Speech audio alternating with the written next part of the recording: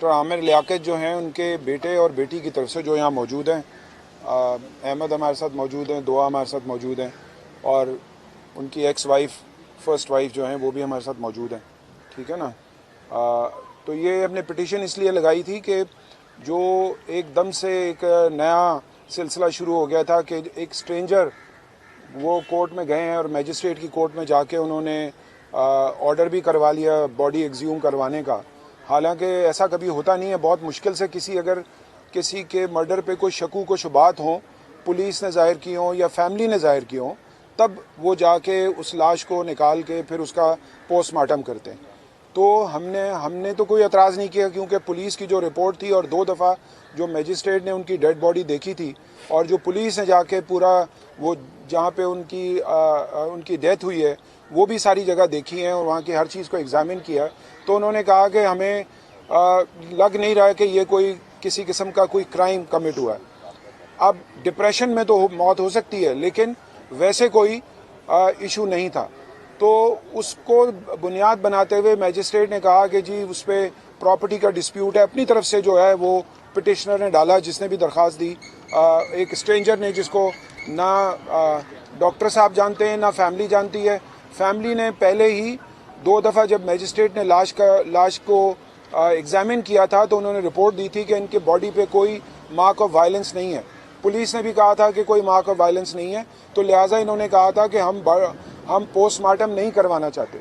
जब फैमिली ने कह दिया पोस्टमार्टम नहीं कराना चाहते, पुलिस ने कहा कि हमें कोई किसी किस्म का डाउट नहीं है किसी क्राइम का, तो फिर ये मैजिस्ट्रेट ने जो ऑर्डर किया वो एक इलीगल ऑर्डर था। और अगर इस तरह होने लगे तो पाकिस्तान में फ्लड गेट खुल जाएगा। हमने अपनी पिटिशन में ये कहा है कि बेनज़ीर भुट्टो का, हालांकि जिस तरह का एक बहुत बड़ी वो शख्सियत थी और प्राइम मिनिस्टर थी, उनका भी पोस्टमार्टम उनकी फैमिली ने कहा तो नहीं हुआ, और इसी तरह लियाकत अली खान का भी पोस्टमार्टम नहीं हुआ था। तो बात यह है कि जब फैमिली नहीं चाहे और पुलिस का कोई शकूक व शुबात ना हो, तो फिर ज़्यादातर जो होती हैं बॉडी एक्सह्यूम होती हैं वो या कैदियों की होती हैं कि अगर उनको कैद में कोई इंतकाल हो जाए और फिर भी उनके बॉडी मार्क्स ना भी हो तब भी उसको करते हैं, इसलिए कि वो कैद में होते हैं। लेकिन ये किसी कैदी का केस नहीं था, ये एक जो है ना वो डेथ हुई है और हमें ये लगता है कि ये डिप्रेशन में डेथ हुई है और जो डिप्रेशन में देने वाले लोग हैं उनके खिलाफ हम अपना एक लीगल एक्शन अलग से करेंगे। और हम समझते हैं कि कोर्ट ने कम से कम अभी इनिशियल हमें इंसाफ दिया है।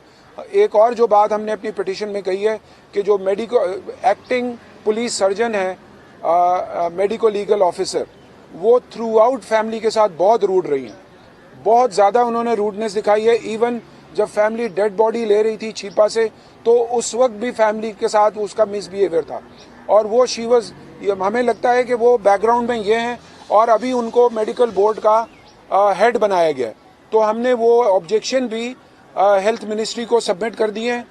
बच्चों ने, दोनों ने, अहमद ने और दुआ ने, दोनों बालिग हैं, कोई बच्चे नहीं है, मतलब चाइल्ड नहीं है वो, और उन्होंने वहाँ दाखिल किया है कि हमें इस खातून पे तो बिल्कुल, जो मेडिको लीगल हैं उन पे हमें बिल्कुल भी ट्रस्ट नहीं है। हो सकता है उनका कोई और एजेंडा हो और उसी वजह से उन्होंने ये केस भी कह के लगवाया हो। तो आज कोर्ट ने उस ऑर्डर को सस्पेंड किया है और कोर्ट ने अपने ऑर्डर में लिखा है कि ये जो ऑर्डर है ये 176 में फॉल नहीं करता जिस पे कि मैजिस्ट्रेट ने ऑर्डर किया। हालांकि जब एक मैजिस्ट्रेट ने हमें इजाज़त दी थी तो उसके बाद सेशन जज के पास हो जाना चाहिए था, वो मैजिस्ट्रेट की जुरिस्डिक्शन बनती ही नहीं थी। एक मैजिस्ट्रेट हमें कह रहा है आप बरियल कर दें, दूसरा मैजिस्ट्रेट कह रहा है पोस्टमार्टम करेंगे।